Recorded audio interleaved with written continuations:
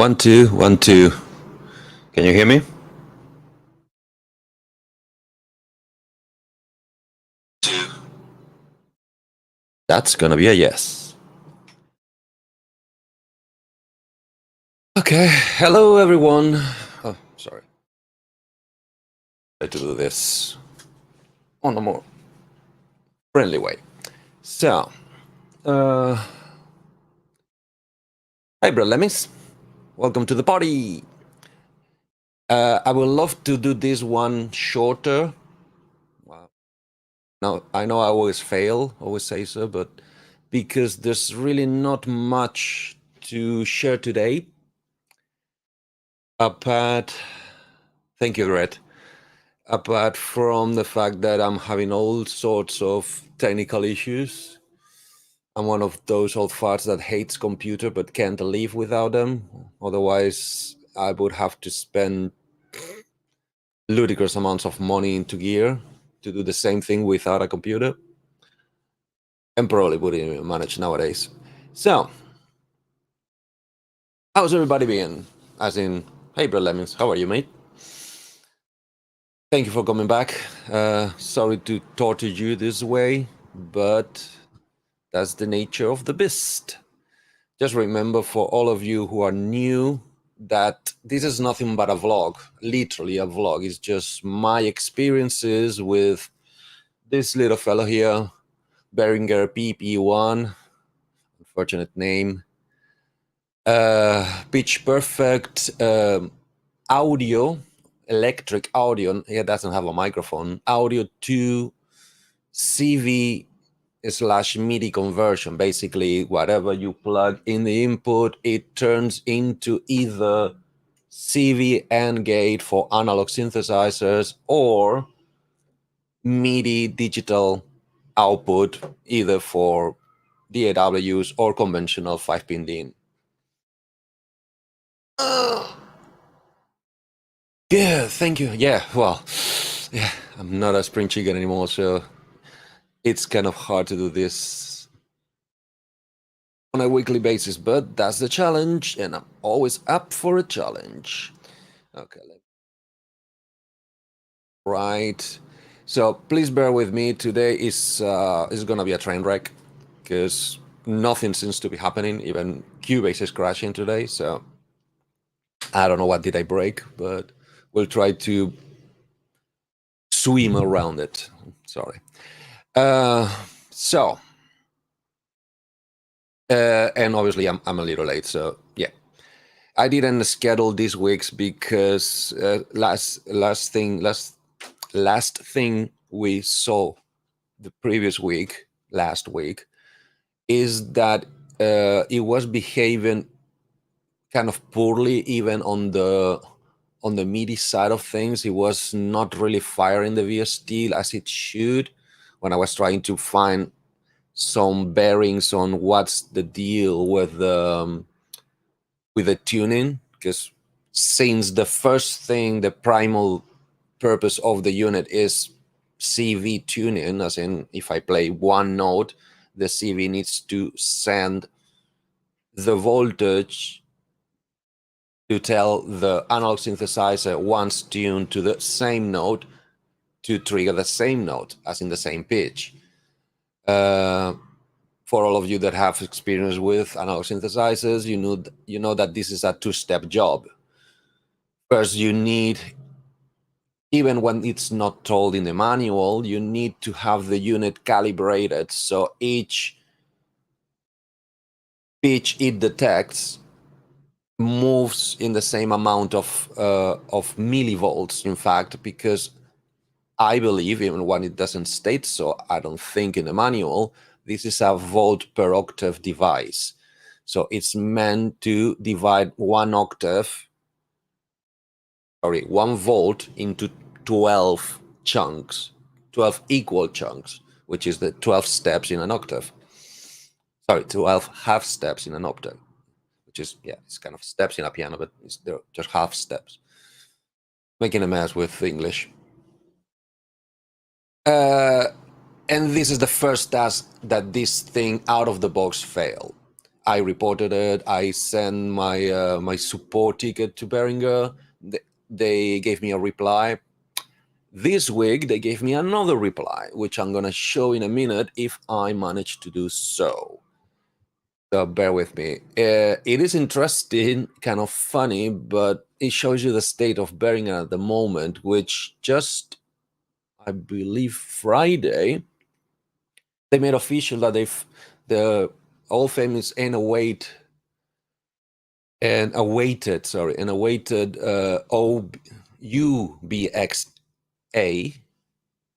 or UBX, the Behringer take on the OBXA, I think.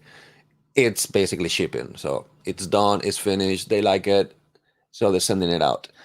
And they're also kind of threatening, in a way of speaking, with many other things. So they seem kind of a little bit busy. So probably quality control is, as not proven, but indicated by this device particularly, it might resent a little bit. So we might just bear with them to troubleshoot all the fires that they're starting at the same time.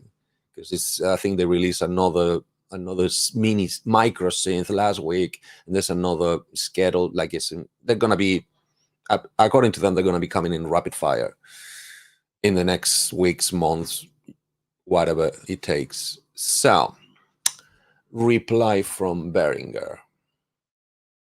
The first reply was, "Oh, don't worry, we're on your case. We're gonna sort it out." Then the next reply,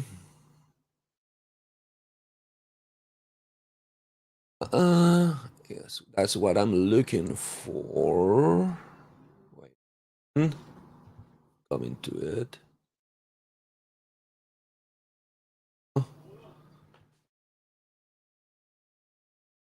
Good.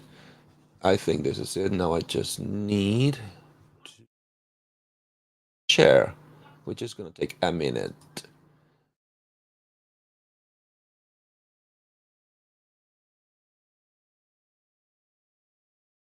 Good. As I said, bear with me because my PC is playing up. Things might fall, stop, change, squeal, or whatever. No. No, it's not gonna work like this. Cool.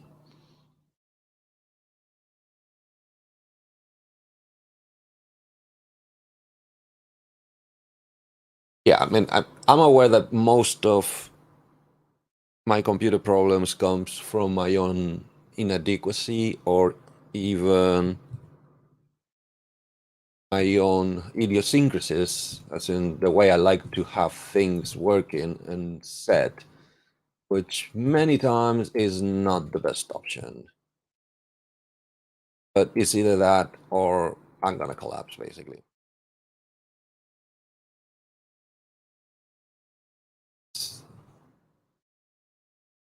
Okay, here we go.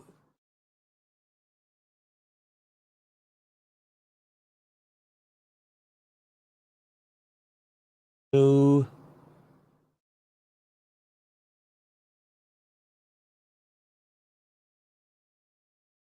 they do it last time. Okay.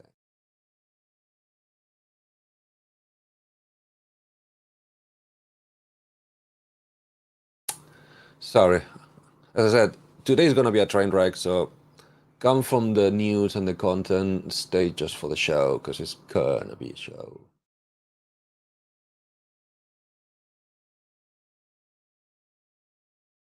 Do this.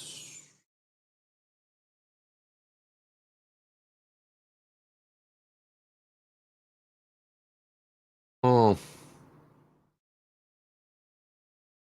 see, when you learn Windows on a drag and drop system and it's not there anymore, it gets really hard. Well, as I'm burning fried today, so excess of Saturday night. Hey.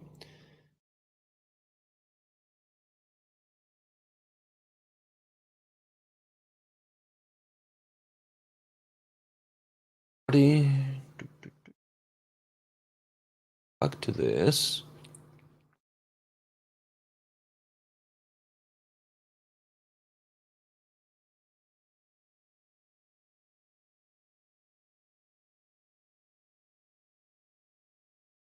Hmm.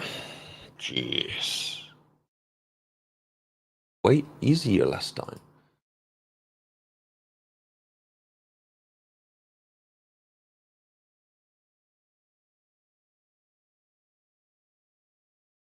Sorry, guys.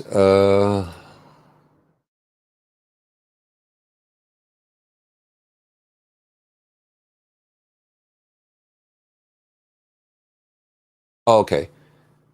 All right. Yeah, I can do that. Just give me a second. Gate a little less gatey.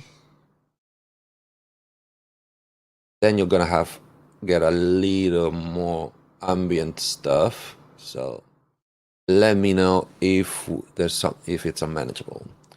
Thank you very much for pointing that out. Good task. Now, how can I?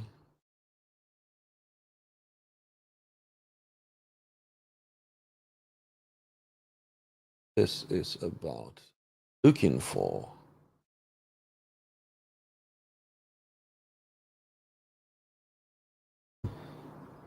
Huh. What's this? Oh, come on. You know what? Seems I'm failing at. Oh, wait. What is this? Yeah, I found it. Gotcha. Gotcha. Gotcha. So let's remove things you should not watch.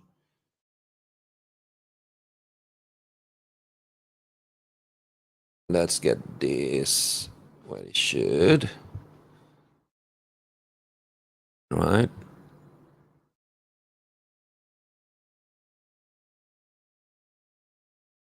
Huh. Okay, that's not gonna be fun. Is it not? Unless I do this, I guess.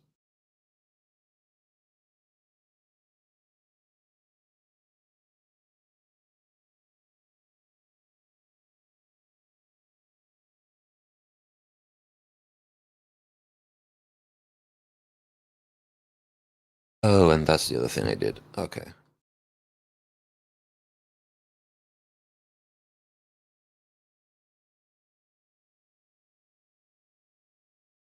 Okay, that should be it. Good. So let me share this with you, people. Back to these. Press the buttons.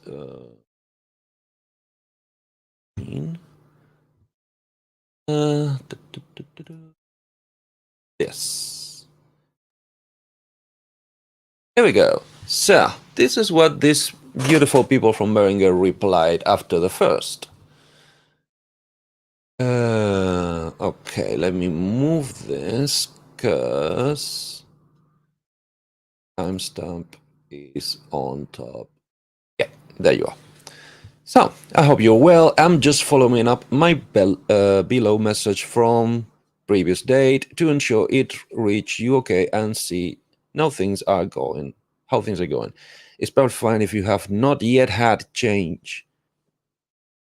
To look into this further, please just provide me with an update and we'll leave a note in your case detailing the current situation and follow up at any later date. If no response is received within 24 hours, the case will be put on hold. However, if you do wish to continue with support, please just respond to this email to reactivate the case. Right. Cool. So that means that that's not the email. So this is a new one. Okay, so just bear with me. So you're reading this at the same time I did. So let me just on.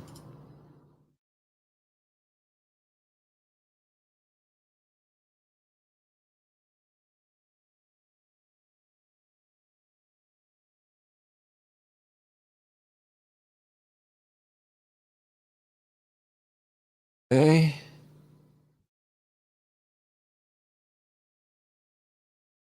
Good. So, oh, sorry.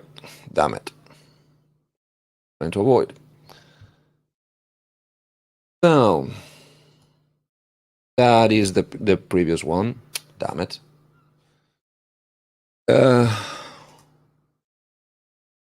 So yeah, thank you for your questions. Was I have gone back to the develop team. They are still looking into this for me, but they have asked if you could please confirm the position. You currently have the bend switch set to.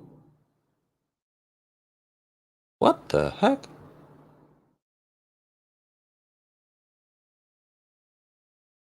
Okay. Let me see. Let me just bear with me while I deal with this, because this is all freaking new.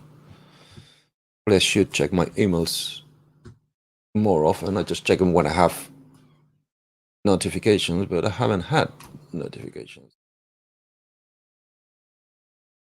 All very riveting. So yeah, let me undo this.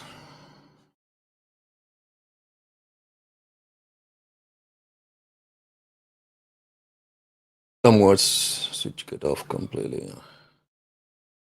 Okay, let's try with that.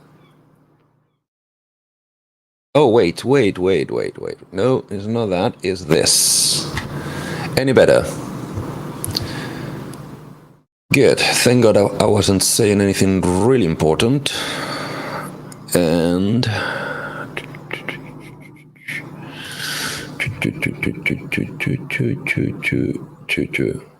yes, that would allow me to get back, because yes, as I said yesterday, I was trying everything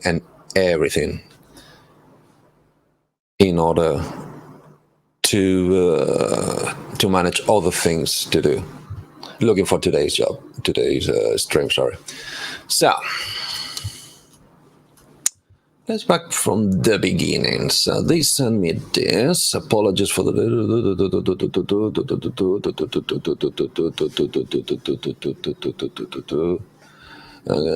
Okay, so they were checking for the calibration system. Then another apologies.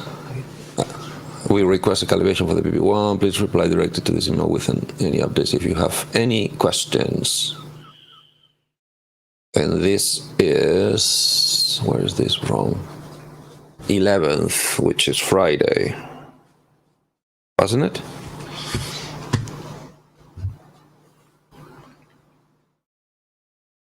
No, that was the 11th.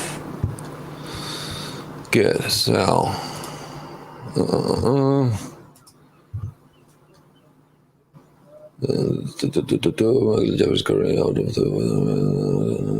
Yeah, another. So then the 14th, so that was the original email. On the 14th, apologies for the delay in getting back to you. My colleague Jeffrey is currently out of office, and I am picking the case on his behalf. So more delays. All right. So now also the 14th. Thank you again. I guess he missed the again. For your patience, was I have gone back to the developer team. They're still looking into this for me, but have asked if you could please confirm the position you currently have the bend switch set to. Like that matters at all. Good. So let's reply to that.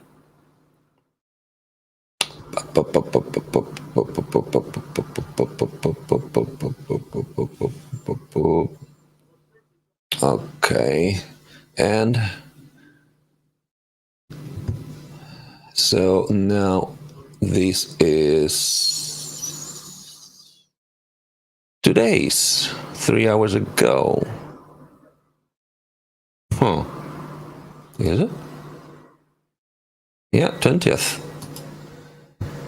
Whoa, those people work all week long. I hope you're well, and just follow up on my below message from 14 to ensure it reach you okay and see how things are going. It is perfectly fine if you have not yet had chance to look into this further. Please just provide me with any update, and we'll leave a note in your case detailing again Follow again at a later date. If no response, blah, blah, blah, blah. Good. So just let me apologize.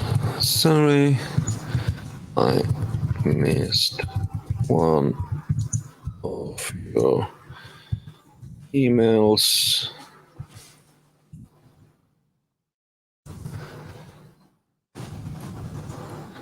It happens.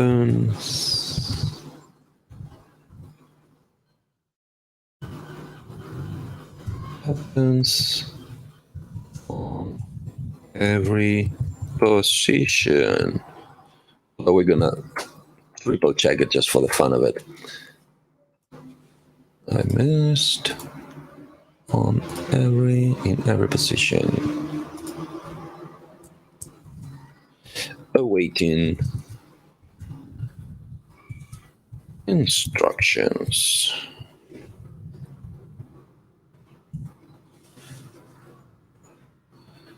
And send. Cool. So yeah, not help from them. It's really mind-boggling the fact that they put the hardware into the unit and they don't know how to use it. One, because it came miscalibrated from factory, but they can't even explain me how to do it myself. Weird. Is either that they actually, as in development and marketing, are not talking to each other, or they're trying to prevent me from tinkering with it.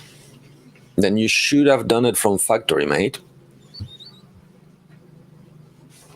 Yeah, Brett, basically they're inferring that the switch that controls the amount of bend that the unit will detect, which in a way I assume it's mostly for the digital output, because for the digital output on a guitar, the bending lever on a keyboard is inbuilt in the string. All right. So they decided to put a switch to tell the unit, because it also quantizes. Because as I stated before in previous shows, guitars are always out of tune, so it needs to quantize to the nearest half step. And this quantization, it's stated in the manual that is even more so when you go into bending toggle, just where my finger is the third toggle from the right, is set to positions 1 or 2, which is half step bending or 2 half steps bending or a full step bending. What does that mean? To me, it means that for the digital purpose, to talk with MIDI-based devices and synths, instead of a pitch variation on the CV, which is very easy, is the minute that the pitch moves in the string, the voltage increases or decreases. Well, more like increases, because on a guitar you only have bend up. You don't have bend down. Well, you have bend down if you use the whammy bar, but not typically. On playing, you only have bend up. Doesn't matter which when you bend the string, it always raises pitch. But that is not the same as pitch bend MIDI message on a MIDI system. So that's a specifically different thing other than playing the other note. Because I think that's where the thing could get confusing for the receiving MIDI device. Are you making, let's put it in notes, are you playing C sharp very quickly, C sharp, or are you going C and getting it sharper by bending the lever, which is a different MIDI message? So I assume when you connect that toggle to either half or full step, any pitch variation in the input will automatically translate it through the digitals into pitch bend wheel, in a way of speaking.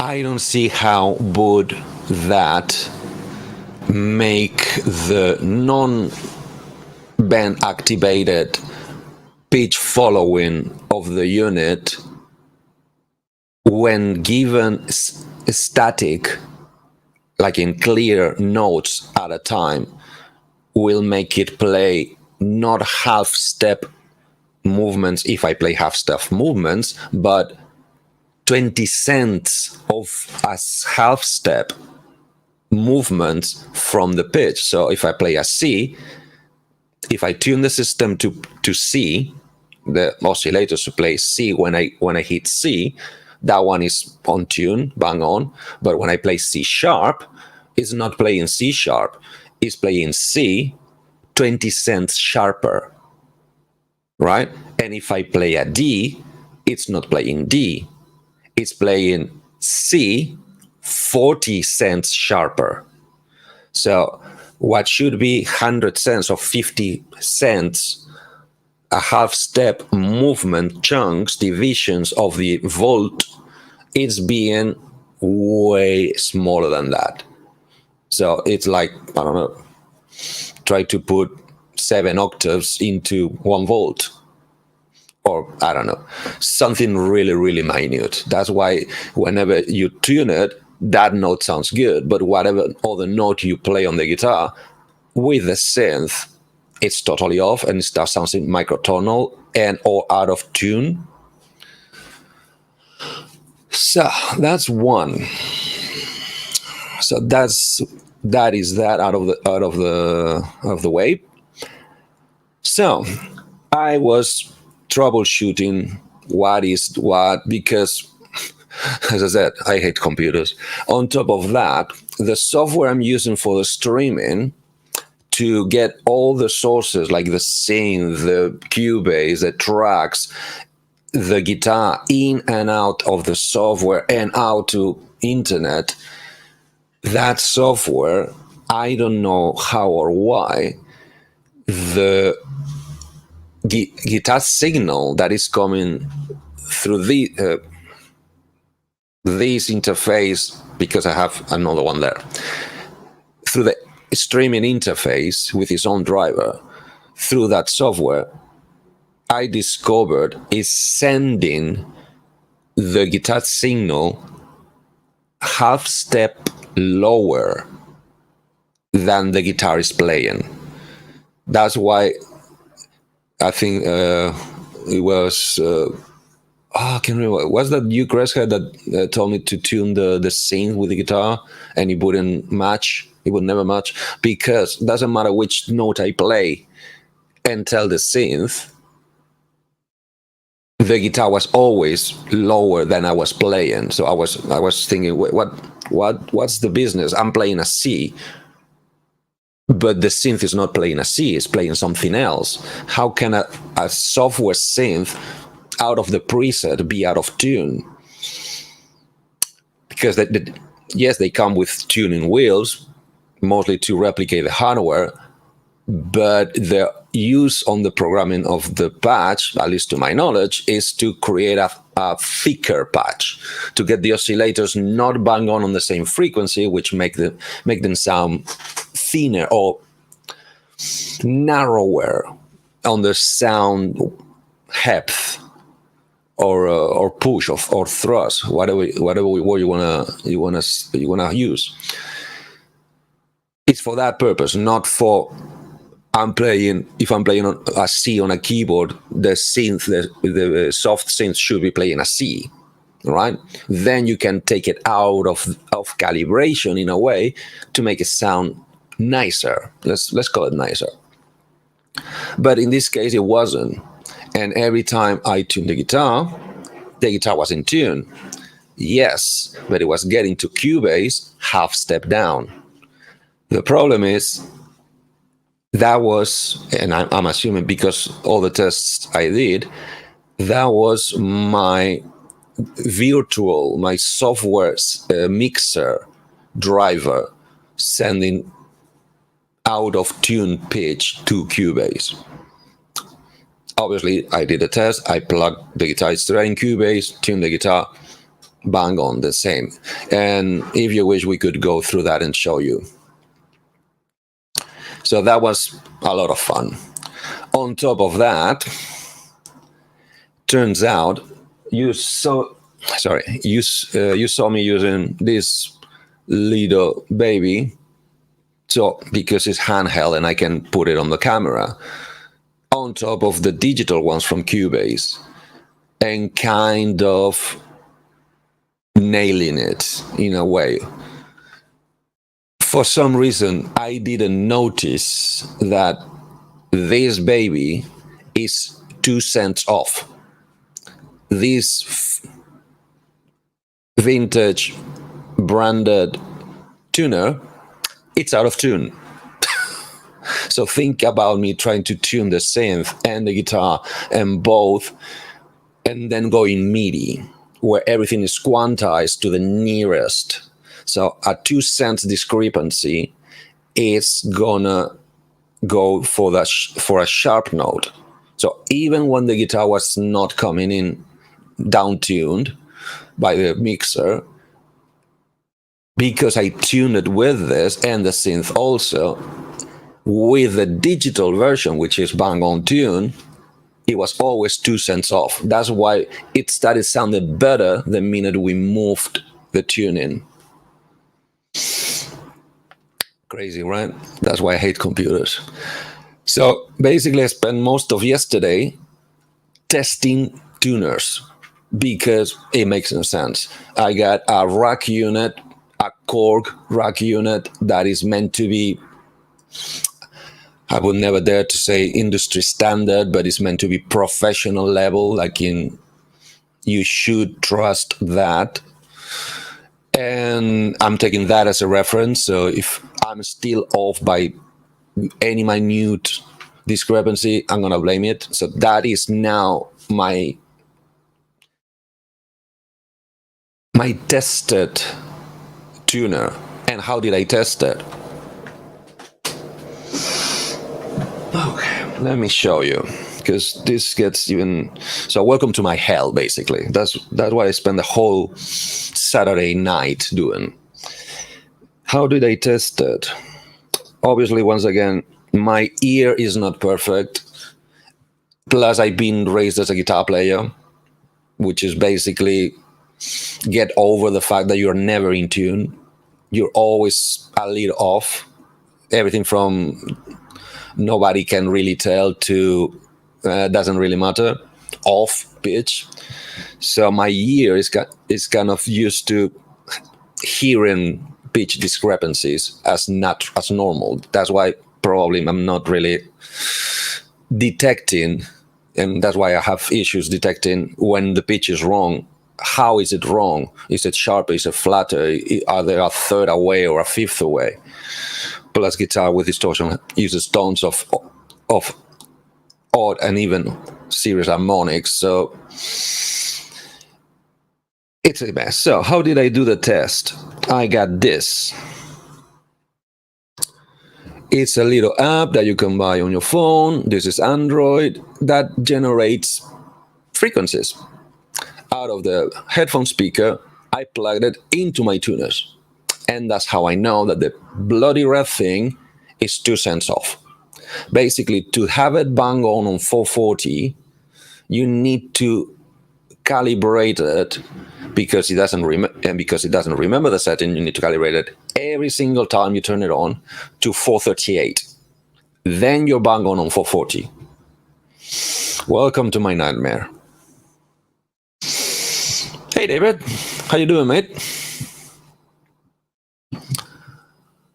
So, as I said, I took a digitally standard, stable it doesn't get any more test equipment on my budget than this. 440.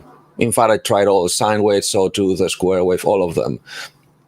I just learned that it makes no difference for the tuner. The tuner just levels every type of wave that it comes in and just reads the peaks, the space between peaks.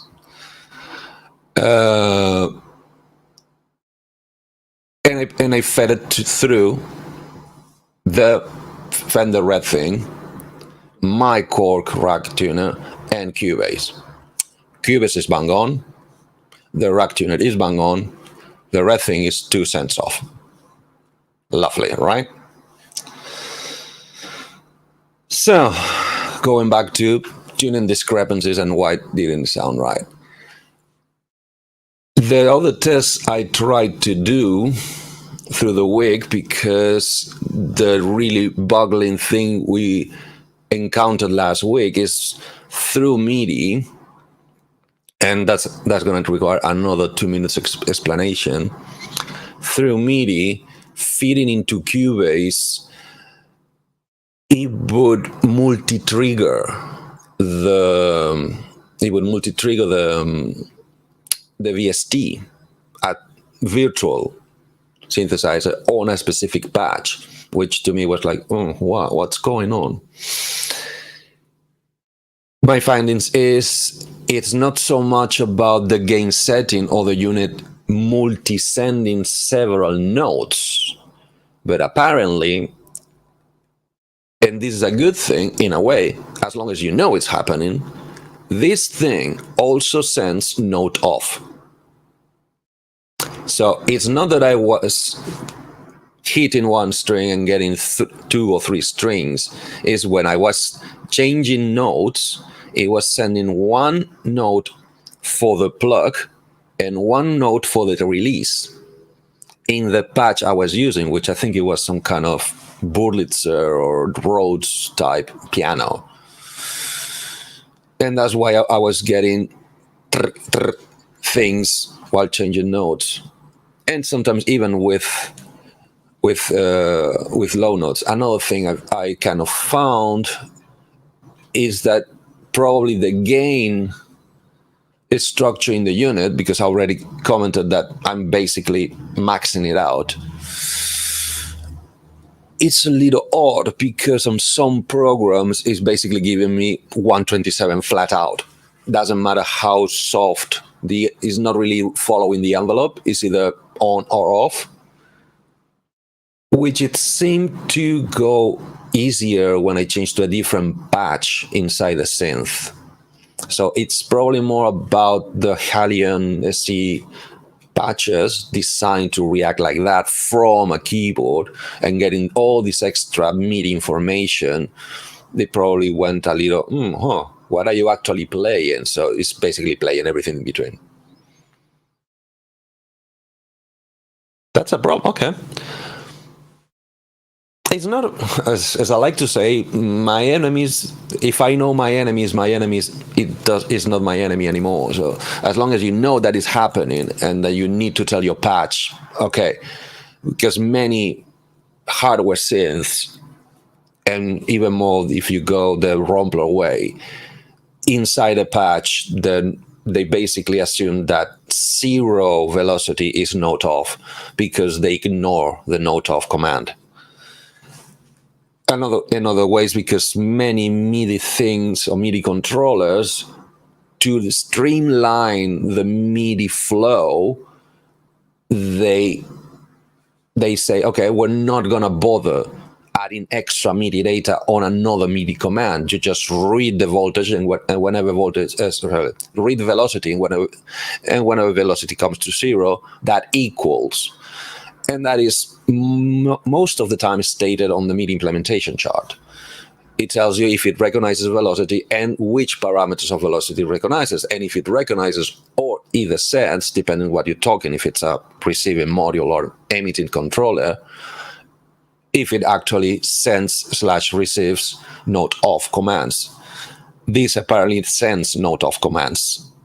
Note-off commands are very useful and very cool when you're aware that you're sending them, and you have a module, a synthesizer that can be programmed to do something about it. For instance, I don't know, one of the examples I love is the synths that try to replicate a clavichord, because on the note off you can hear the plectrum plucking, going down. You can hear a ting and then a click. And those type of noises are usually assigned to note off. Plus, all the synthesizers do all sorts of stuff after note off, to the point that I think I've heard that some synths, and I don't mean necessarily keyboards, sometimes just rack modules or external modules or tabletop. Let's not get into that conversation. I'm not really a fan of tabletops. Train of thought. It's gone. So they can read note off velocity as well. So not only how hard you press it down, but also how hard you release it, and it would do different things. And I think MP is another technology that is exploring that. So going back, I was trying to go down to the velocity route through the guitar to see, and in double checking the filters. Like, if you wish, we can do in a minute, or just don't bother, because it's gonna take me a long minute to put it together and get to the demonstration bit. And then I bumped into another problem that is not a problem for the real purpose of the use of the unit, but it's a real problem for me in my setup and the way I want to use it. Because yes, I wasn't expecting to get this drive-through connection, but since I have it, I have plans for it, so I'm gonna be using it.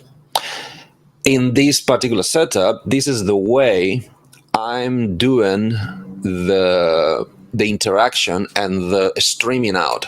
So the red cable, it's my guitar going into the unit and having a hardwire replica, as in really hardwire. It's just one contact touching each other. That's what it is.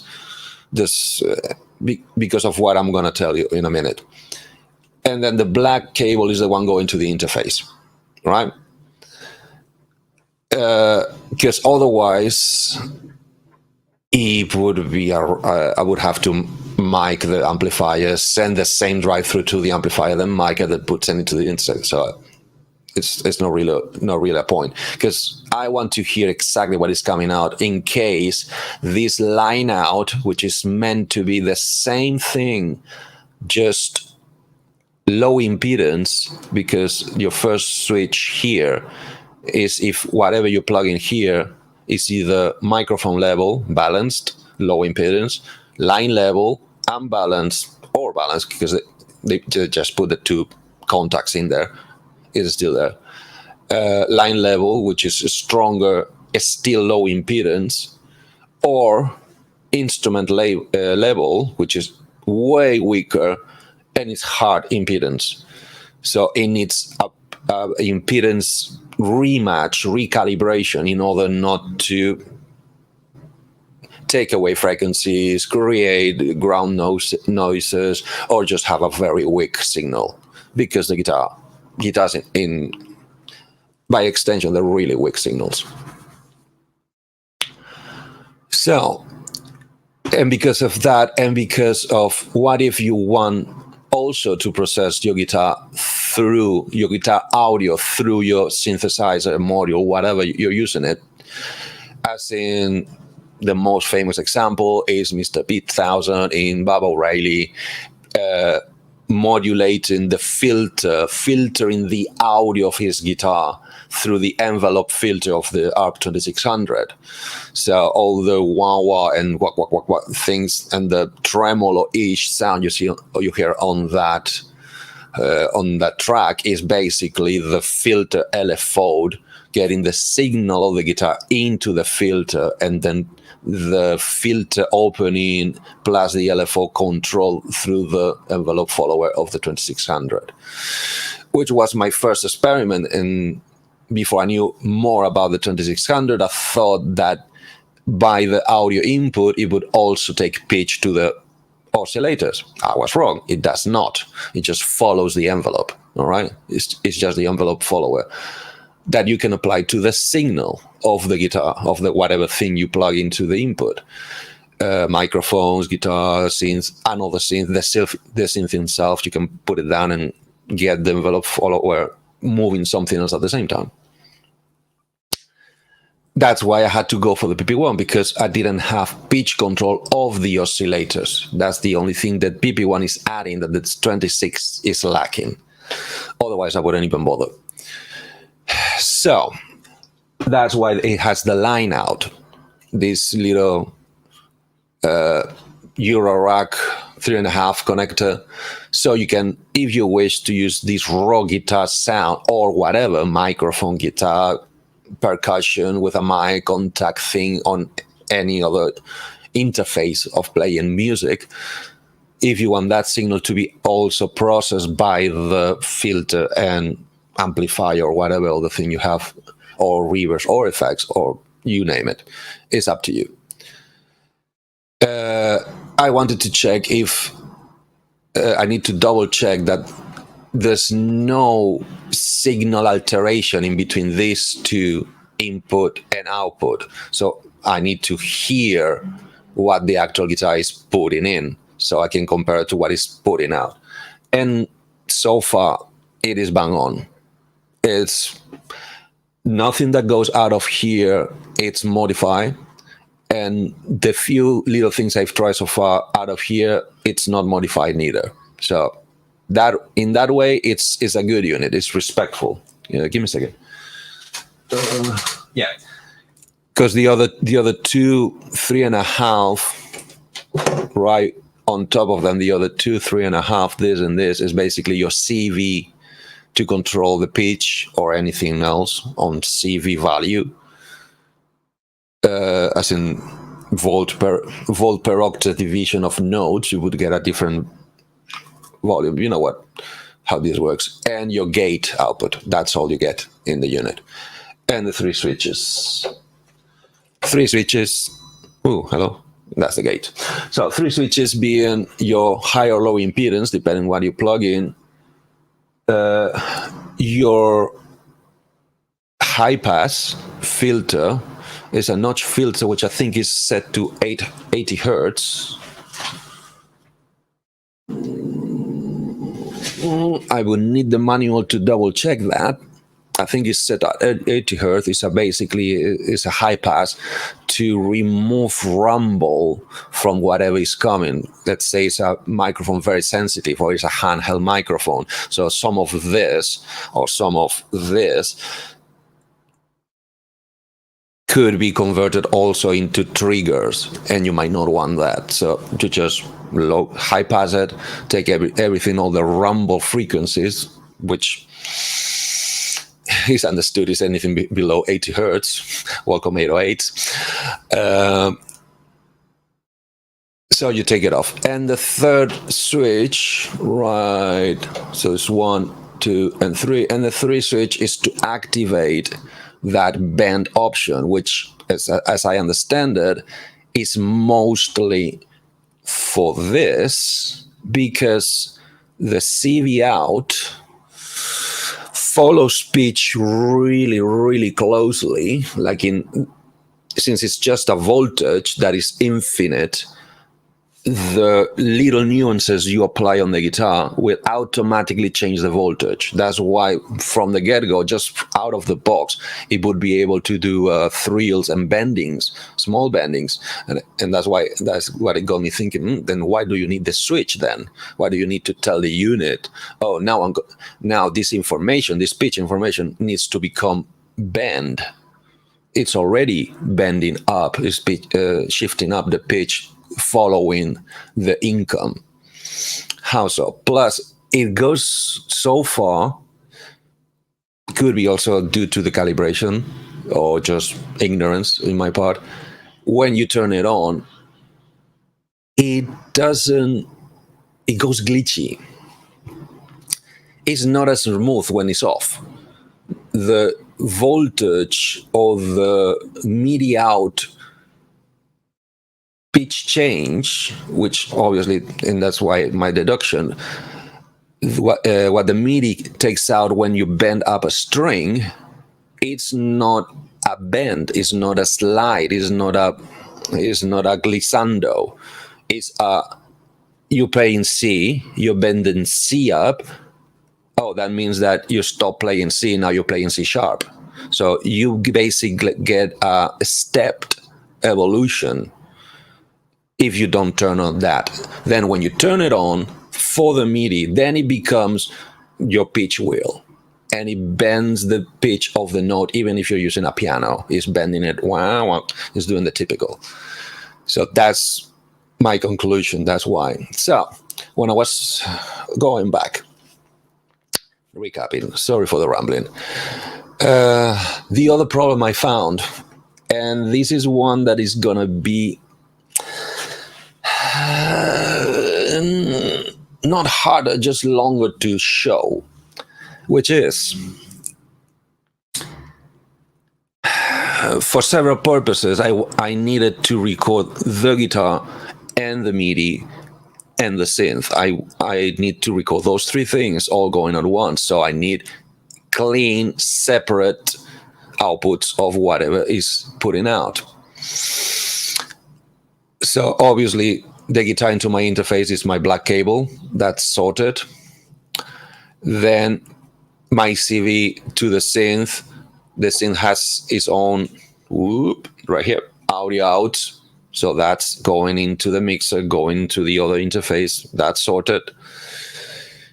And through the MIDI, I want to control either any of the hardware or more practically a VST, a synth. That's why everything's plugged, and that's why, sorry, I came to this conclusion, to this acknowledgement. I already hear just from the get-go that the output here was putting a little too much background noise on the guitar signal. Let's troubleshoot. Something is not plugged, something is not properly set. Yeah. 3 hours later of playing around with switching on, changing drivers, changing inputs, gaining up, gaining down, volume up, volume in. I said, okay, let's try amplifier, which also you should. On your DAW, you should plug your guitar, your dry electric guitar signal into a amplifier emulation of some sort, not only because the way an amplifier shapes that signal, it's nicer and prettier, more controllable and more flexible, but also because they come with speaker simulations, which is one of the key elements to become the electric signal of a guitar, which is pretty nasty, flat and uninspiring, into something guitar-y, something that people actually enjoy. Is basically the amplifier and the speaker. The speaker as a very complex and reactive EQ and filter, low pass and high pass.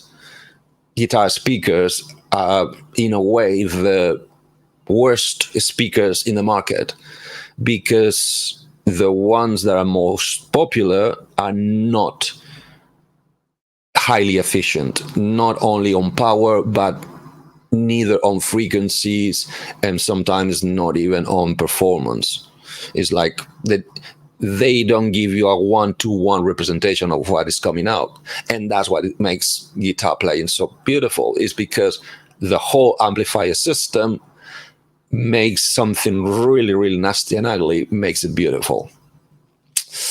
Hence all the, well, let's not get into guitar gear, not for you synth nerds, if there's any of you listening. So,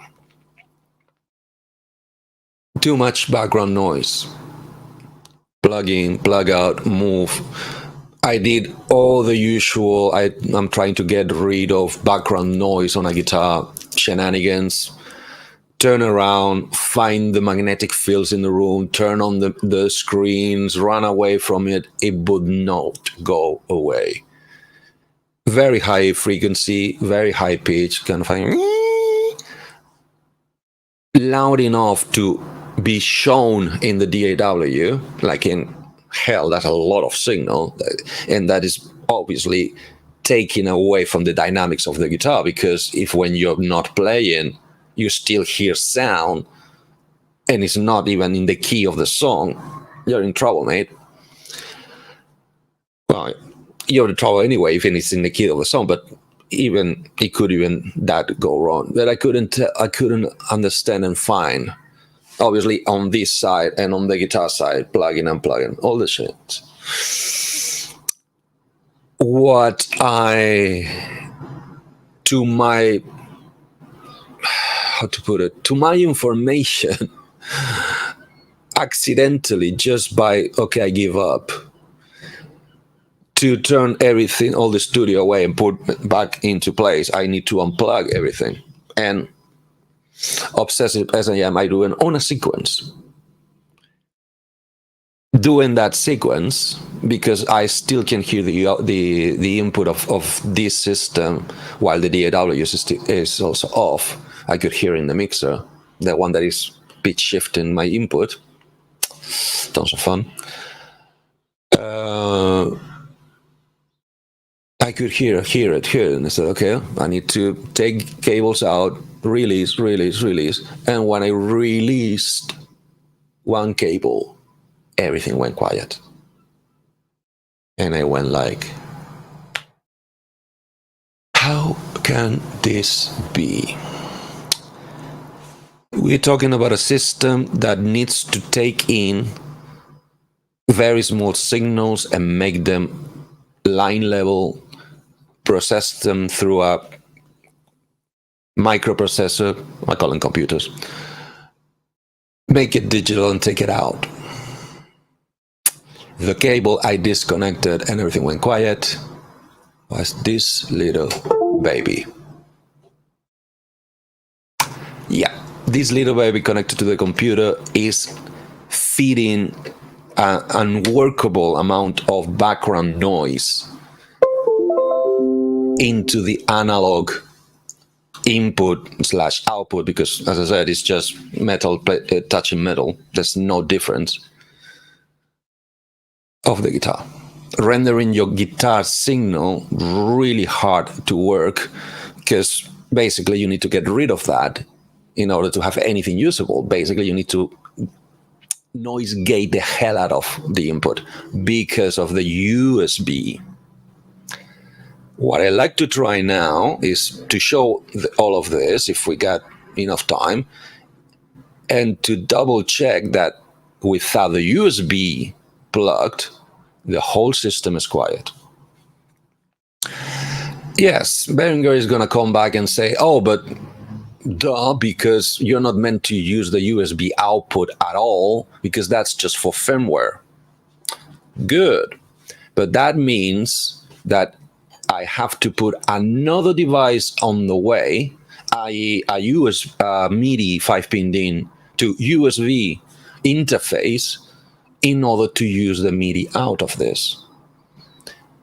Not even mentioning the fact that you're making me lose the capacity of triggering two MIDI systems at the same time, synchronized.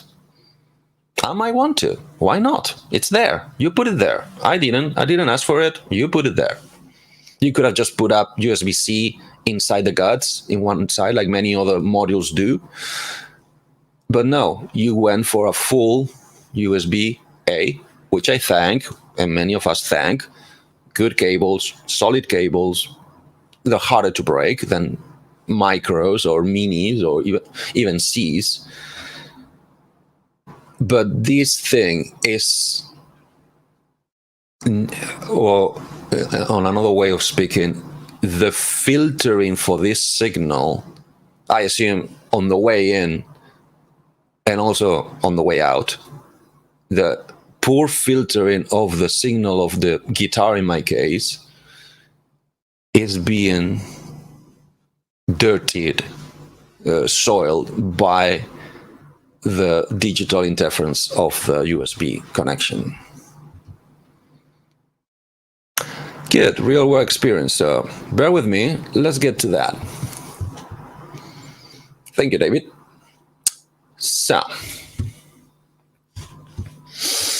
let's start by getting Cubase, which is also playing up. Duh.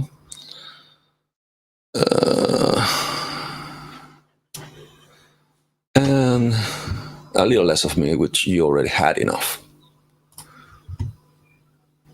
So let's do this, this, and this, and this.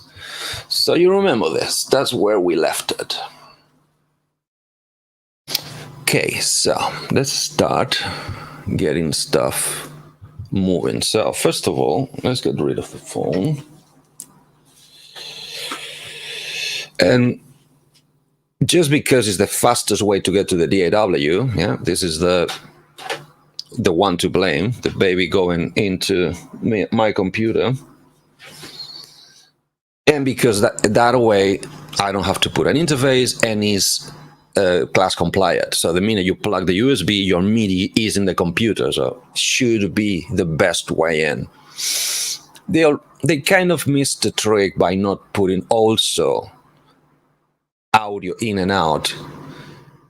Obviously, that probably would have meant another chip inside it, so not cost effective. But if you could also do the audio, digital audio in and out, including the guitar once filtered, that's probably why they didn't even bother checking that, or they just assumed that nobody would use it this extensively, not everything at the same time.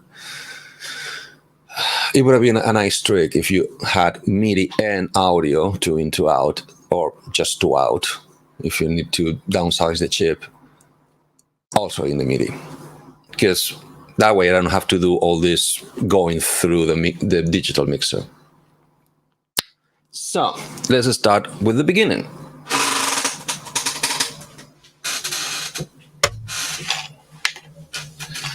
Sadly, you're gonna have to take my word for it.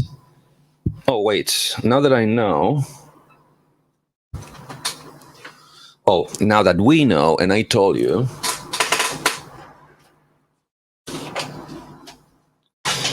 Yes, I'm going back to this baby.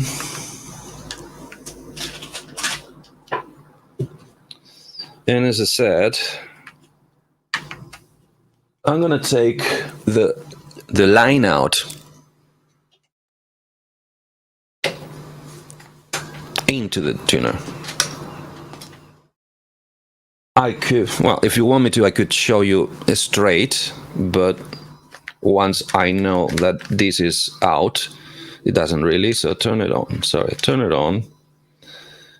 And it's gonna be hard to, basically you go here, calibrate until it goes to, wait, sorry.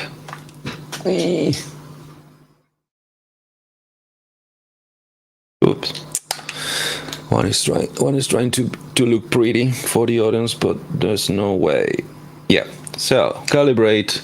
Now it's well, I left it in 339. So back to 438. And now it should be bang on. So let's start tuning the guitar. You know the drill.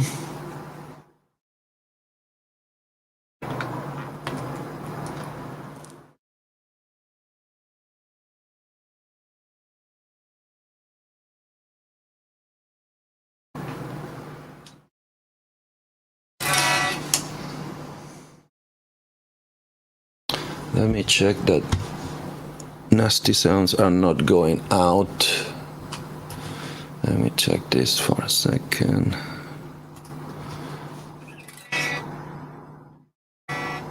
Oh, it is going out, so you should be able to hear the guitar.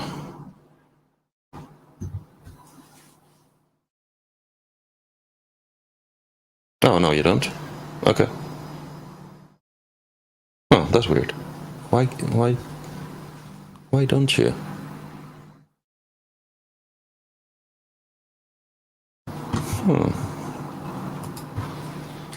Yeah, here we go again. Something is not playing ball.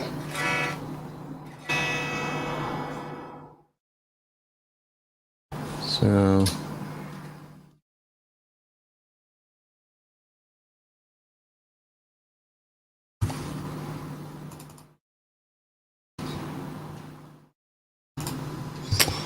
okay, here we go.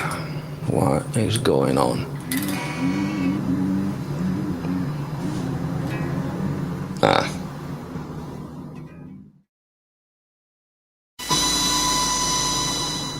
That's the gate.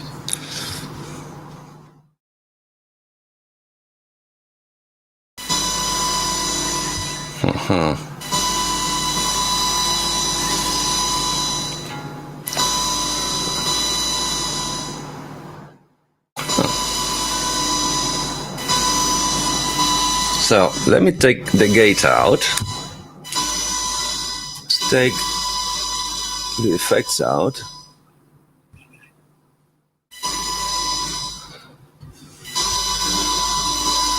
Sorry, I'm doing things in the digital mixer. Huh?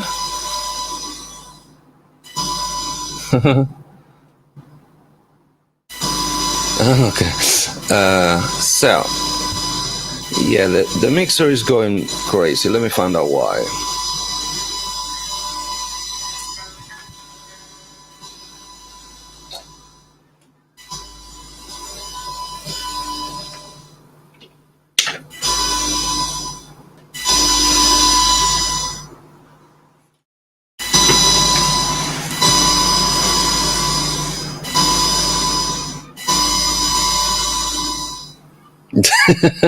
Yeah, Brad, get your recorder ready. Because this is gonna get glitchy. So, okay, let's take the gate off.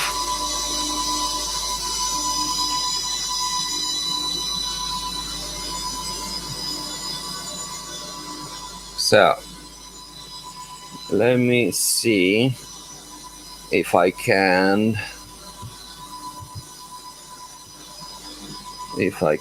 do this, because thankfully it's doing way more than it used to. And wait, that must be coming in the microphone. Let me tame that down. In fact, now what I need is this. Sorry for the noise.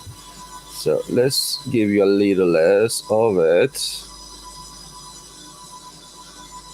I hope you still can hear it.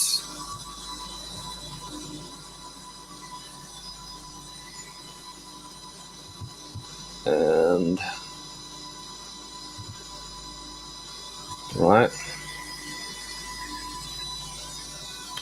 Sorry, no, that's not the noise of the device. This is my fault.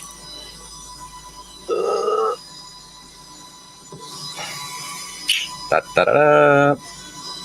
I told you this is gonna be a train wreck today. So take a drink every time I make a mistake. You're gonna end up drunk. So mute. And let's plug. Now that it's plugged.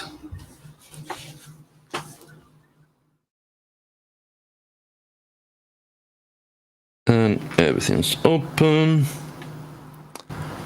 Yeah, funky enough. It's not really changing. Oh. Yeah, it could be this.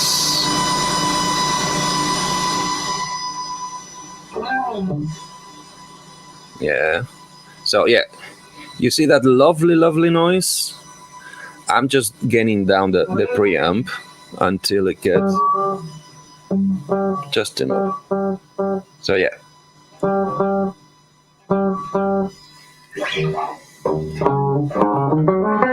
You would say, yeah, but when you play, it doesn't. You can barely hear it. Well, I don't know if you can, but my hearing is damaged. I've been rocking too hard for too long, and it's making me crazy. It's driving me mad, basically. It's way, way louder than I'm used to. Not even when I was playing thrash metal on a 100-watt amp, I had this amount of background noise. So it's, believe it or not, it's driving me crazy. Give me a second. This is gonna be nasty. So yeah, and I don't want this here. Huh? But if I put it,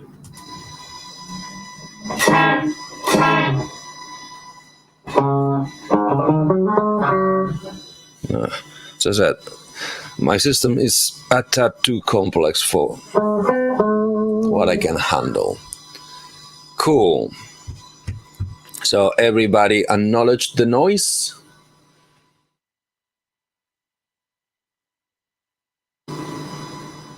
Okay, let me catch up.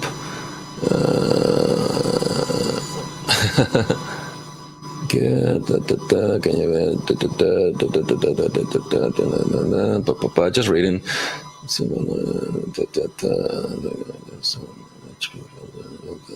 Weedy, yeah. If only. Take a drink. Add some drums. Yeah, I need a drummer. Any volunteers in the room? Hint, hint. So, just to make my point.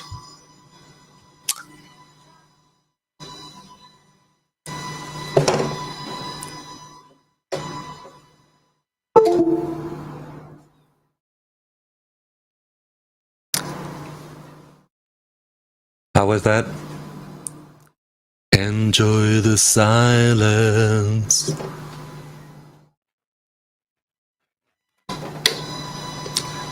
This is how poor the filtering between the digital part and the analog part of the audio path is. Good job, Behringer.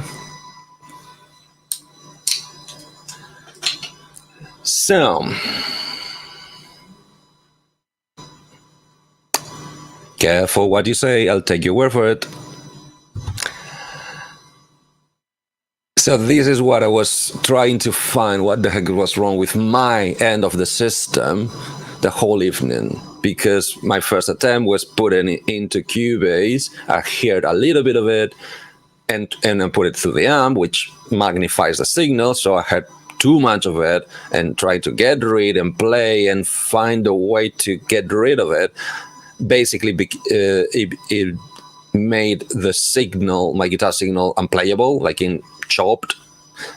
A little bit like you were hearing about my voice in the beginning, right? So I had to do it. So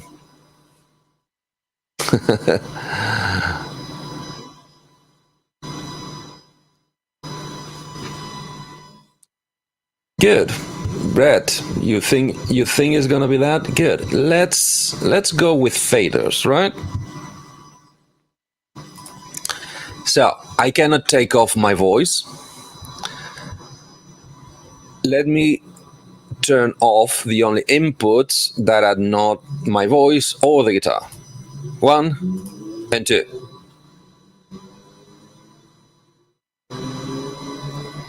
Nope. Let me mute the guitar. Hello? You still can hear me, can you? And peace and quiet. Let's bring back the guitar. Nope. Nope. I'm a bastard, I know. See? It's all coming from the bloody USB. It's not about extra gain on the mixers, it's not about extra inputs.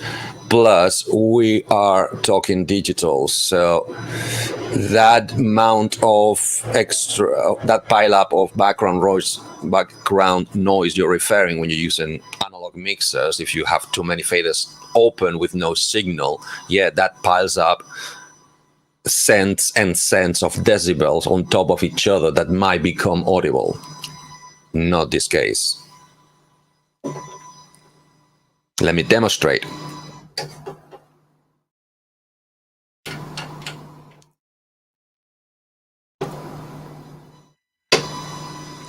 That's the digital data stream between the unit and the computer.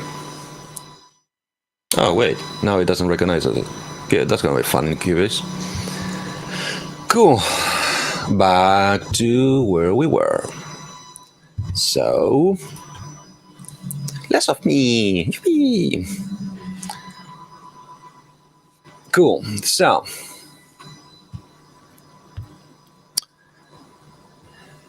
going back. Ooh, wait.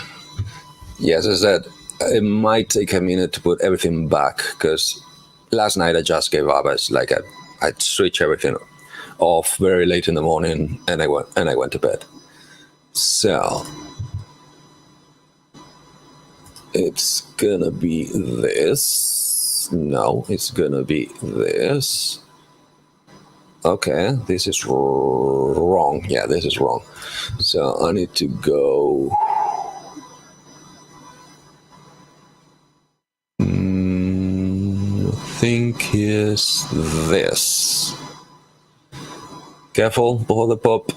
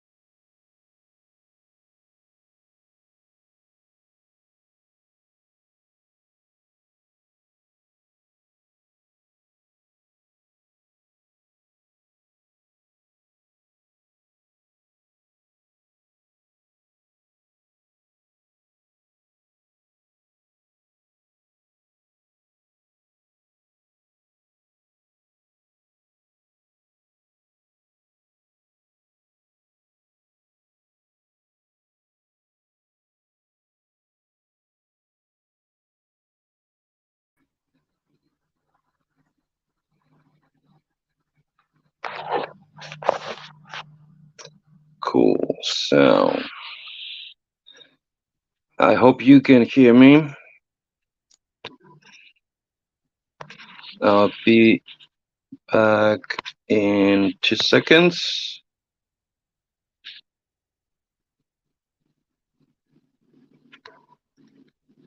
As in here.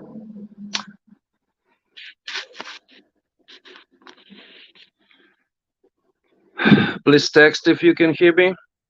If you're still there, or has this created a new stream? Cool. So yeah, computer's crashed. I'm rebooting. Just bear with me, all right? Computers, huh? Okay, let me try to get away from the shiny light. Hey, oh, by the way, so you can see what am I dealing with, all the nightmare, basically. So this is the mixer controlling the live streams, right? Then let me not put my face. So that is the interface that is doing the analog part of it, kind of. And this little beauty, let's get the non-watchable things. So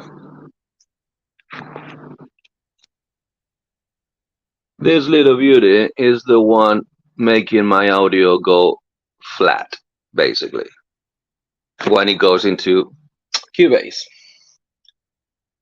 So, talking about Cubase, let's get it running. Yeah, run the same things again.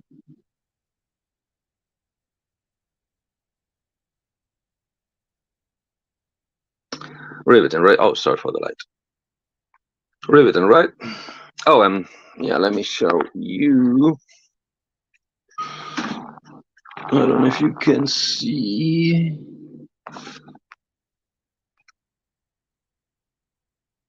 That on top is my cork tuner. That's the one I trust because I checked, as already said at the beginning of the stream.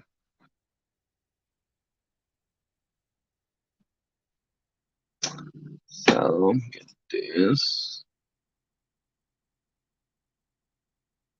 No,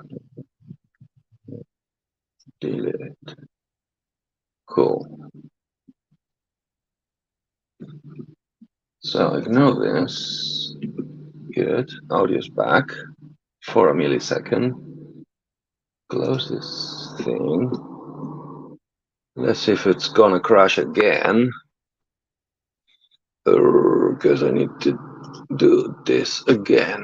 Same thing that crashed the first time.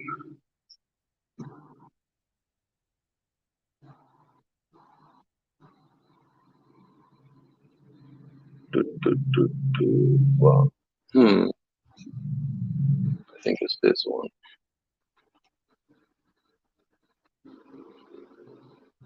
And it's crashing again. Cool.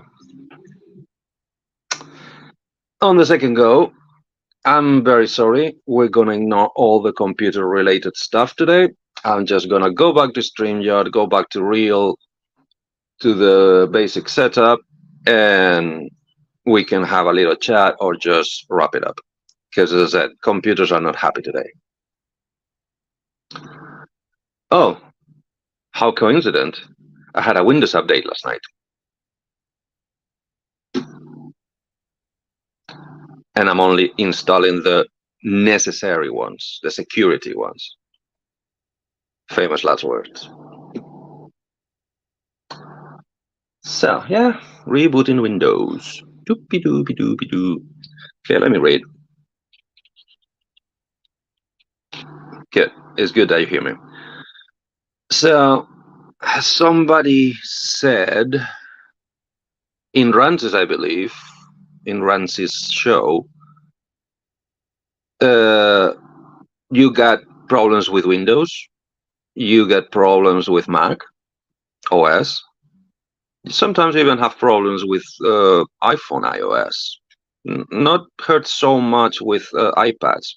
Probably is not because they're not happening, probably it's because they're not getting to my ears. But the one that the few things it does seems to be rock solid is Android, at least in my experience and everything I hear around. Yes, there's a lot of things they don't do. Yep. Thy culpae. But the things they do, this phone I'm using right now has not crashed on me for the last 3 years, sorry. Knock on wood, obviously today's the day it's gonna crash on me, and trust me, I push it. And it's not the latest. It's not the latest. It's 4 years old by now, I think. So Way to go, Android. So, back to this, not this. Now, let's get to where I want to go, which is, yes, take me home, Scotty. Good. So, let's see what happens if I do this. Cool. Multi-camera. I have to write this down for future references. So, I'm back. So, let's get rid of this one.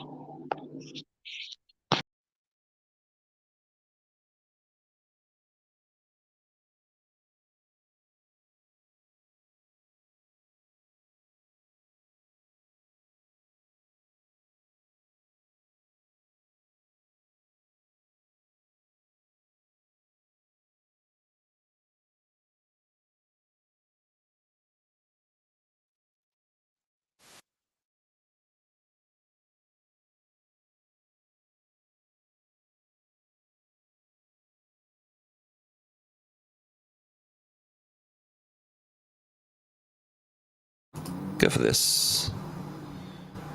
Go for this. Go for that. Nope, not that one. Why not that one? Huh.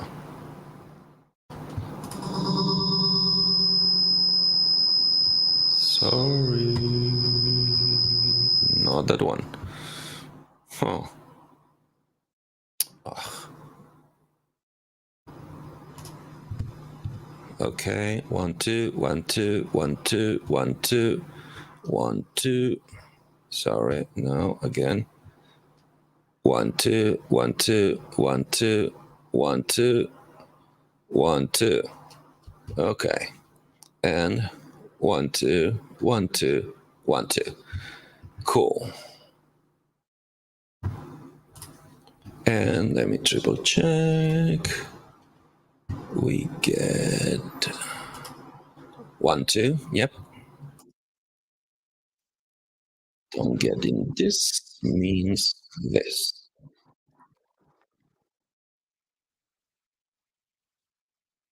And this. Oh, okay. This should be working. Alright, never mind. Get this out of the way.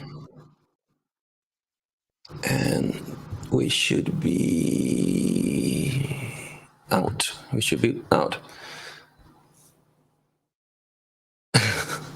Update sucks. Yeah, that should be a mantra in this world. Okay, give me a second. This is a little too much. 1, 2. Yeah, way better. Cool. Just please confirm you can hear me.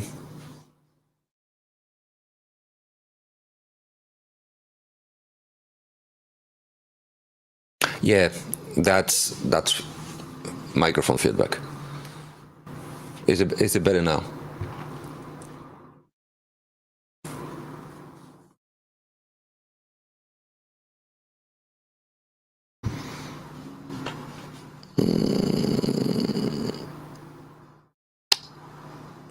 Very wise man, Mr. Lemmings. Very wise man.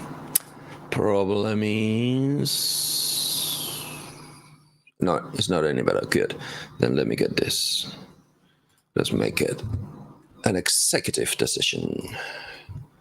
What about now?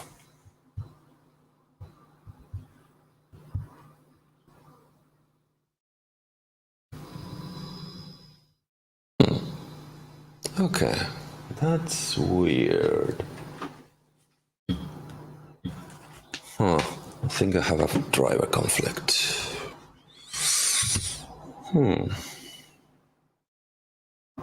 No, it's not this. No, it's not this.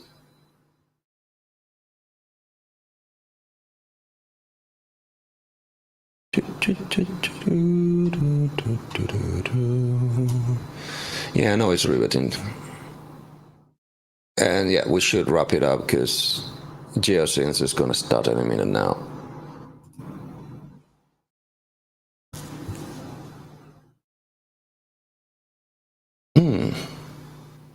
The noise. Okay.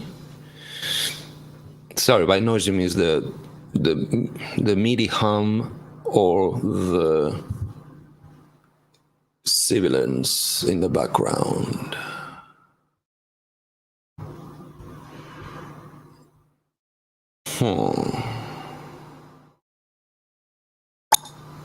Shouldn't be this.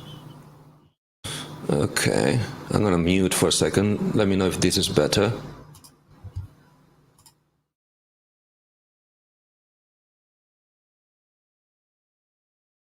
Okay. Okay, this is too much. So let's get back to this.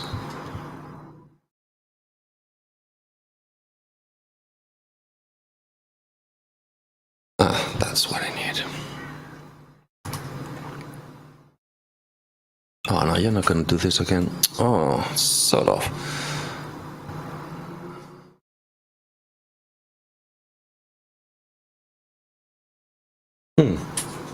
Wait a second.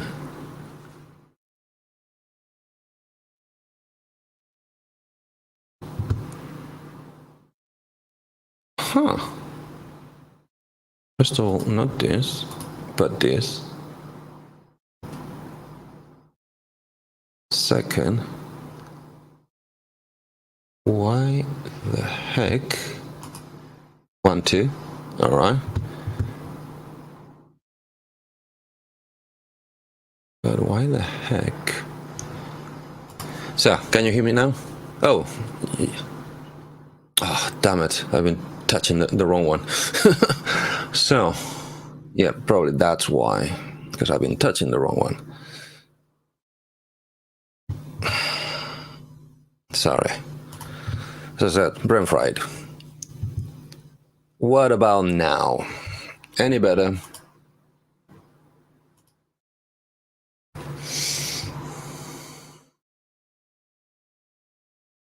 One, two, 1, 2. Testing 1, 2.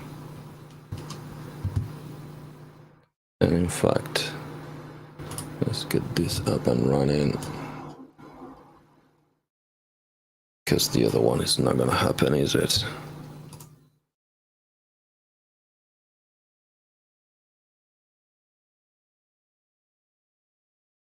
Sure. Coolers is cool. All right, just give me 1 second. It's good to have sound tech people because they can actually tell you what is the problem and how to solve it. Thank you. What about now? Are we good now?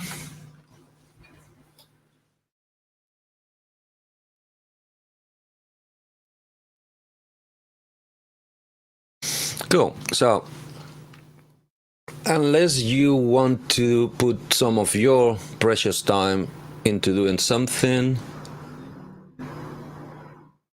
yeah, that could be it. That could be one. Let me triple check. And no, it's not. So it's not that. No, it's just up loop feedback I have with the monitoring. So, as I said, as long as you want to put some of your time on something else that I can do on the basics without a DAW, that's all I had actually new to say is like, Behringer is still giving me politely, or at least to the best of their abilities, they're fobbing me off because they don't have an answer, at least not one that they can give me, a user.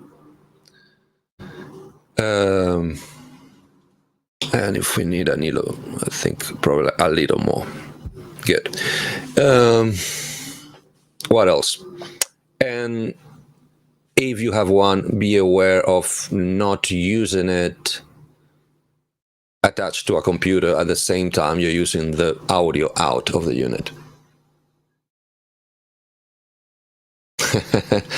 Okay, let's see if we can manage that. And for that purpose, I need to think, but it's doable.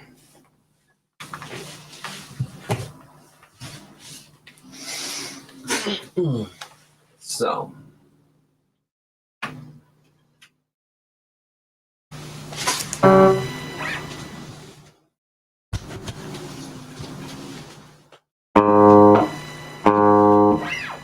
okay.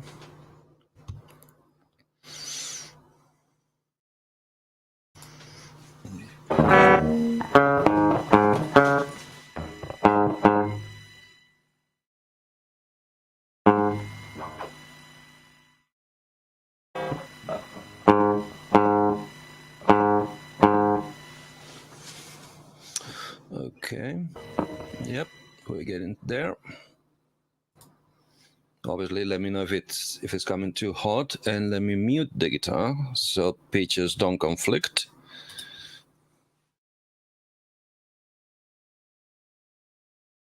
Huh.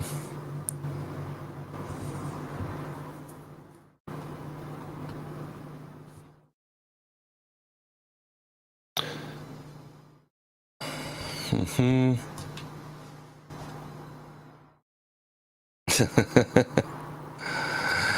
Well, talking about the BARP, B tick ARP Behringer BARP version, the more I use it, the more I like it. Although, for all those indecisive, let me share my opinion on it. Although it's not really relevant because I never had two of them working at the same time in the same room through the same speakers. So I went for the Blue Marvin for two factors, two top of the list factors. A, blue. I'm a sucker for blue. B, monochrome LEDs. Yes, you can turn them off, like in actually totally off, which coming from Behringer is a huge waste of parts. So if they put them, you better use them. Problem is, in my brain, the multicolor. Wait, am I? Yeah, the multicolor layout of the, let's call it the Mark III, which is the black background, orange writing. It was really confusing because I was coming new to analog synthesizers. I was coming new to ARPs, ARPs synthesizer, and this thing packs a lot of things inside. So I didn't need extra helping on getting confused about it. So I said, okay, the colors are not helping the way that ARP intended them to help. So let's get rid of them. So the blue had the beautiful blue face and monochrome LEDs. All the LEDs are the same color, except for the switch and the power. The switch is orange-ish and the power is yellowish. Everything else is the same shade of yellow, which you can make really eye-blistering bright or dim it down. They wasted a potentiometer on the back of the unit just to have as much light as you need. And to me, the LEDs are very nice trick for rates to tell you how fast your modulation is going. I think is brilliant.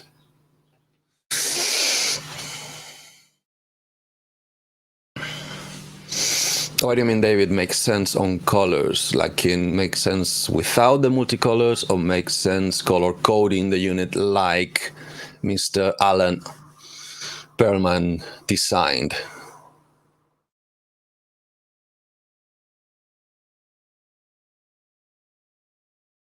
Good.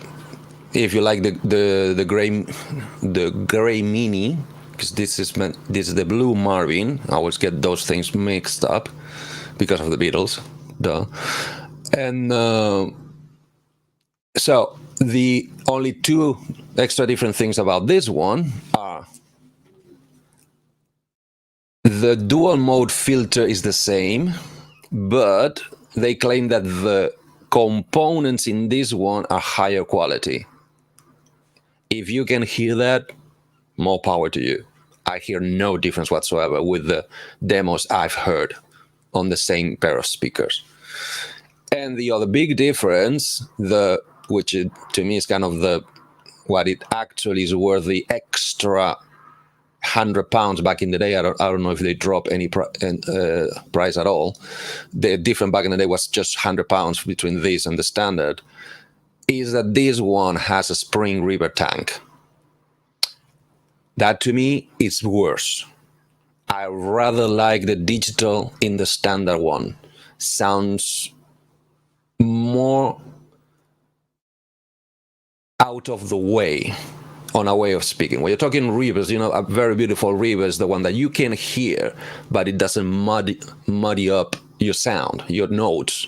You still can hear your notes loud and clear, but the reverb is there involved in everything else. The minute I crank the reverb on this and go anywhere above this, is basically pea soup. Is mud central. The reverb becomes so much louder than the synth that it's very soundscapey and totally immersive, but if you're trying to do anything nuanced with the synth itself, it gets totally lost and washed out. So my recommendation is don't bother with the spring reverb, or put a better one, up to you. Modify if you can. So back to getting you to listen to the 26 and get this mess of today's live stream wrapped up. So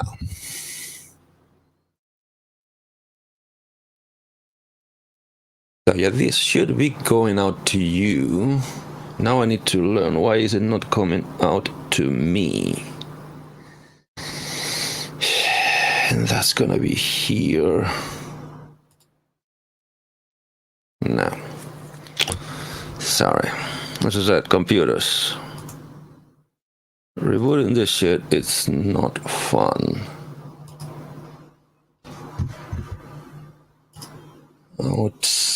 Out of the way. Come here.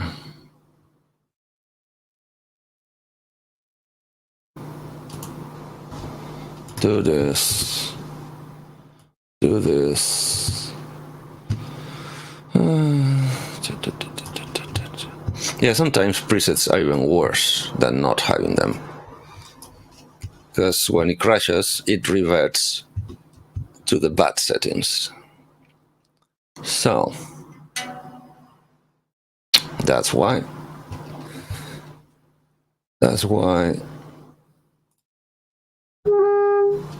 Here comes. Okay, let me know when it's too loud.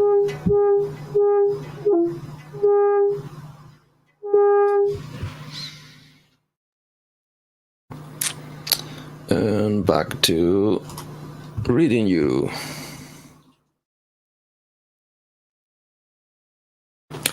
Springs are muddy. Yes, they're meant to be muddier than digital reverbs. I get that. But in my experience with guitar, amplifiers, combos of all sorts, obviously the Fender reverb tanks are to die for.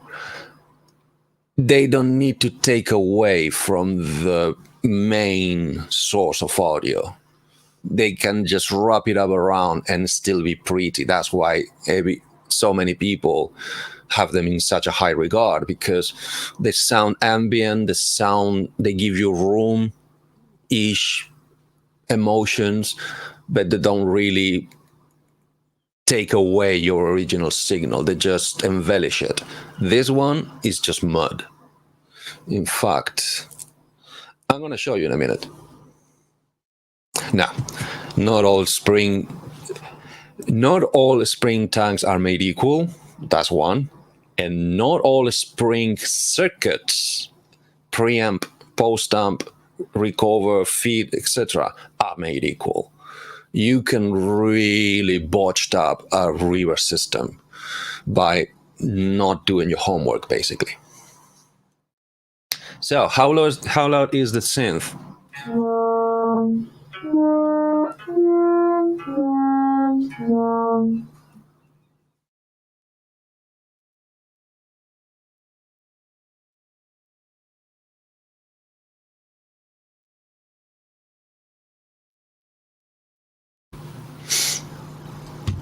You want more synth, less synth?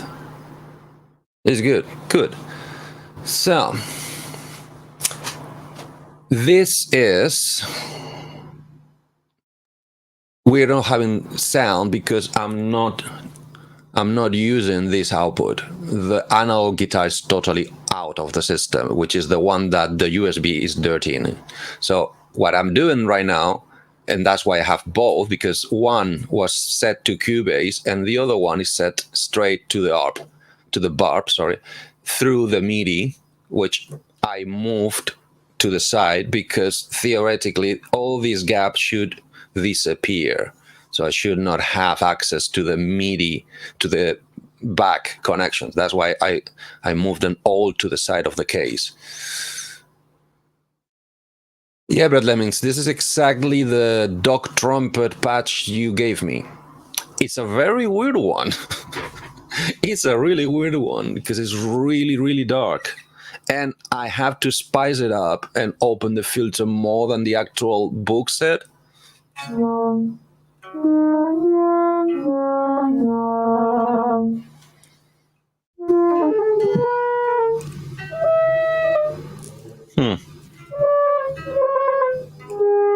Yeah, the fluctuations, I think, is fighting the... Yeah, I think I'm gonna make a up guitar tuning. Because I think it's fighting the quantization. As I said, to create MIDI, the system needs to quantize. Otherwise, it has to generate pitch bend messages to tell the synth, yeah, this is a little sharper C, or whatever note you're playing. So, oh yeah, it's totally out. Yeah, let me mute the synth in the meantime, just by doing this. There. So now I'm taking the guitar signal straight from the line out, which is just lower impedance, which in itself makes the signal already stronger.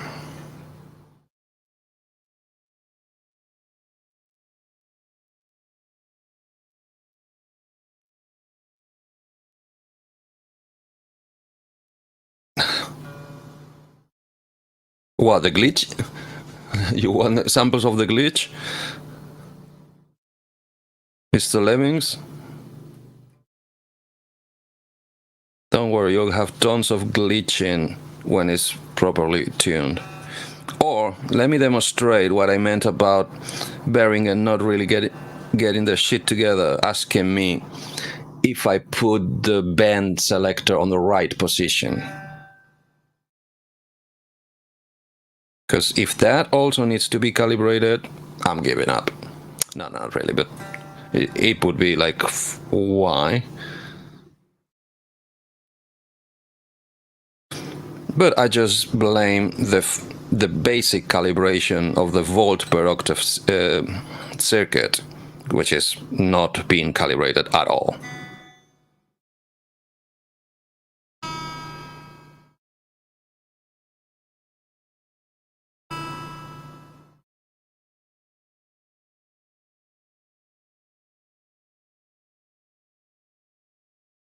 Get in there. So basically, just so it's not, well, so you're a little more understanding, I'm trying to tune a 6 oscillator analog synthesizer, which it's not yet warmed up. That's what tuning up a guitar is. So not only I need to match them all 6 to each other, but they're also moving at the same time I tune them.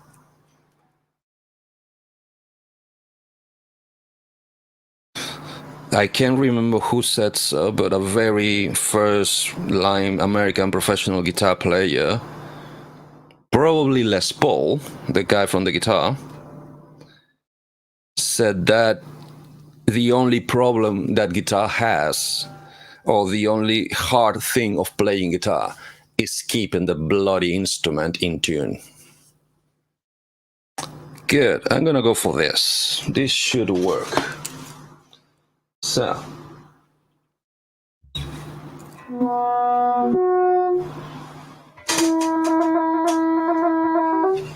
Okay, Brad, get the recording.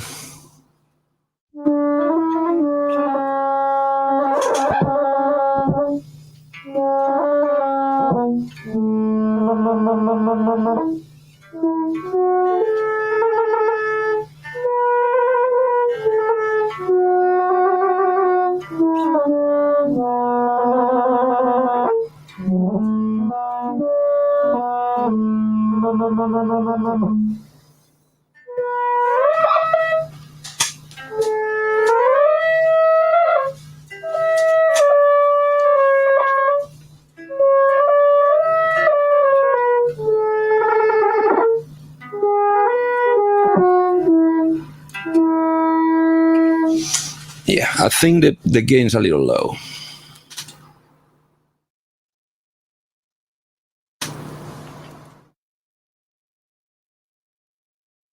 Yeah, I'm using the bridge pickup, everything open, as in the strongest signals this guitar can produce.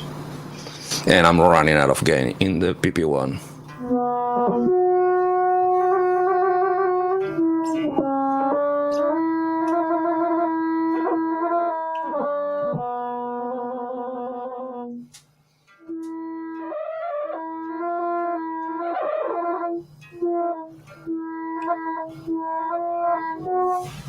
Yeah, thank you. Yeah, I forgot about that. Muting the mic.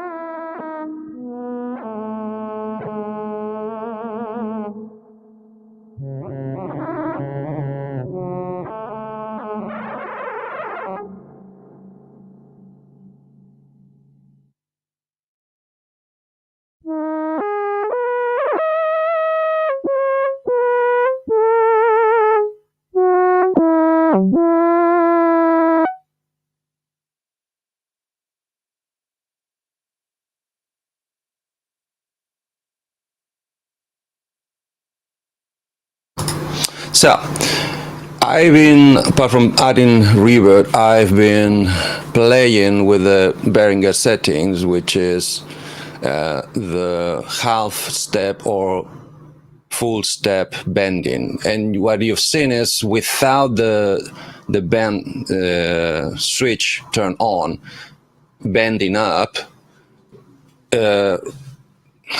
results in stepping the notes. So it stays on the original note until it's bent so far sharper that it jumps to the next note. So you get basically like on a piano, tan tan tan.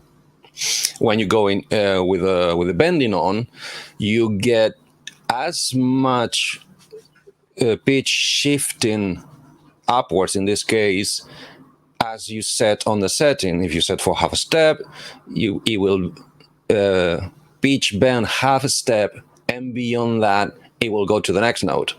It will play the next note, as in even auto triggering. Remember that all that you get in there, although I'm using the bar, which is analog, what you're hearing is the analog guitar turning digital into MIDI, going into the bar MIDI input digital, turning into analog, and triggering the whole ARP sound. So we're adding a little bit of latency and a little bit of inaccuracy and speed on the process.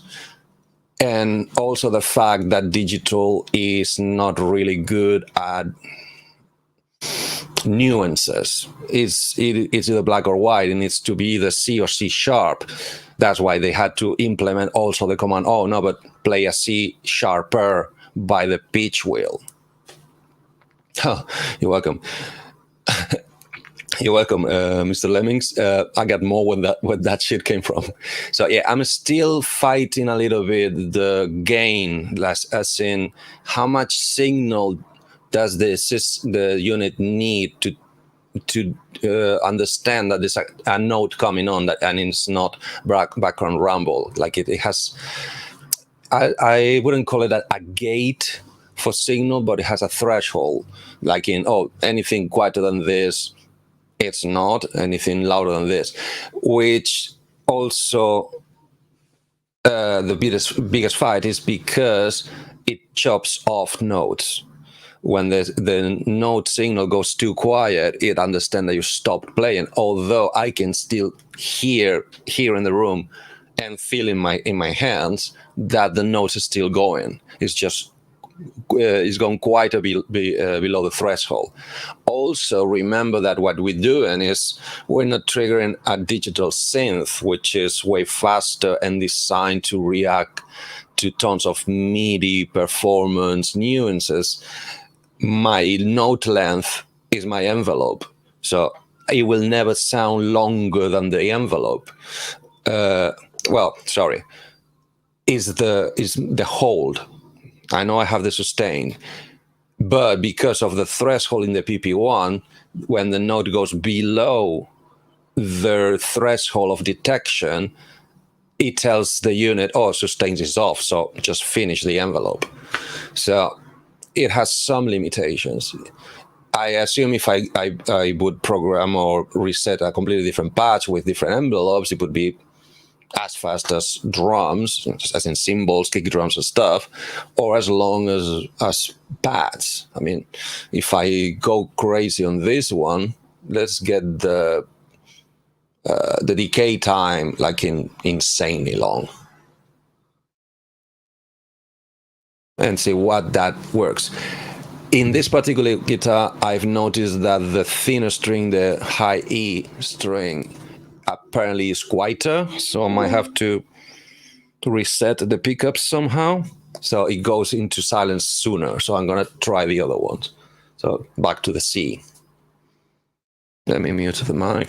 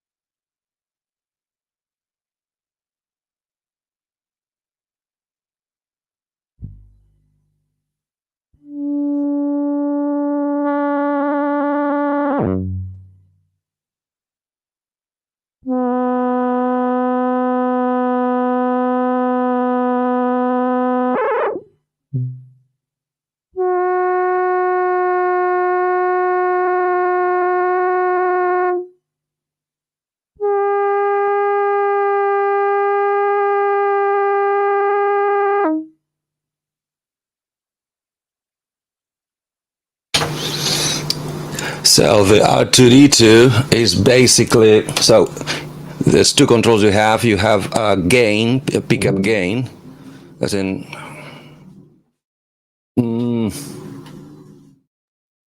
probably how much guitar signal does it feed into the pitch detection, and then what they call gate, which I understand it as the actual threshold. How loud is the signal need to be to trigger the sorry, brain freeze, to trigger the gate, to trigger all your envelopes, i.e. your sound. The thing is, it kind of works in reverse. So the lower that setting means that the smallest amount of signal will open the gate. So where you the R2D2 noises you got is when you put basically the gain to anything, even RF will open the gate. So there's so much, I don't know, residual voltage, probably even from inside the thing, that is this triggering is actually triggering. Good, sorry, that hit me one detail. Let me take off the USB to see if the tracking improves. If this works, it means that the shielding is SHIT. Mike.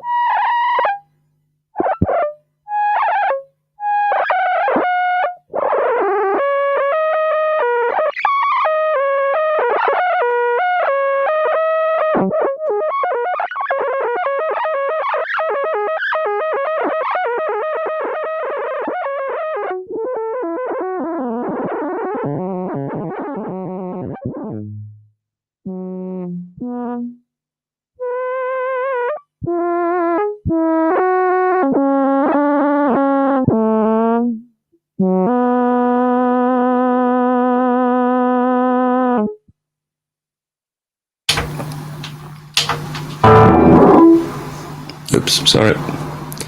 So cool. It does improve a smidgen. So I have to do further investigation on this side. So probably even the USB noise gets the guitar signal in trouble for the detection, which kind of would make sense, but it should not happen. That's for sure. So, guys, I think it's time to get to our own lives. At least I do. And I think this is way more than I banked off. Sorry for the technical issues. I'll try to get them sorted for next week. So, thank you very much for coming. Feel free to come back next week if you wish and want to have a drinking game to see how much do I break next time. And as I said, thank you very much for coming. Have a very nice week, and you all take care. See you guys.